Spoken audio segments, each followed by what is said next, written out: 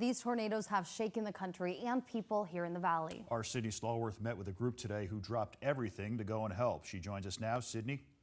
Guys, some North Alabama churches came together. They pooled their supplies and they headed right to Tennessee as soon as the news of the tornadoes came in. But they say there's still so much work to be done. There was houses destroyed, people displaced, some people unfortunately still missing.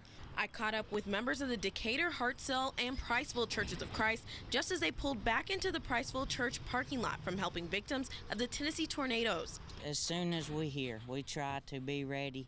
These people need prayers. These people have had their lives shattered, if you will. They tell me the devastation was unbelievable. These photos were taken in Mount Juliet, Tennessee. And they need prayers. They need encouragement. They need support if you can help them. With at least 24 people dead from the tornadoes, locals and loved ones are shaken by the loss.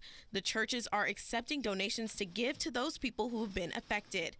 We need tarps, we need roofing nails, we need Gatorade, any kind of construction supplies they can use. Those supplies can be dropped off at the Decatur, Priceville, or Huntsville Churches of Christ. Eric Cheney tells me there was no hesitation by the churches who responded to reports of devastation.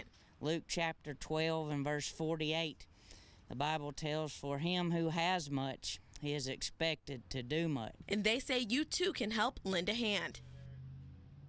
These men hope to head back to Tennessee in just a few days and hopefully bringing on a lot of donations. So to see how you can help the victims of the tornado, head to rocketcitynow.com. Putting the Valley first, Sydney Stallworth, WZDX News.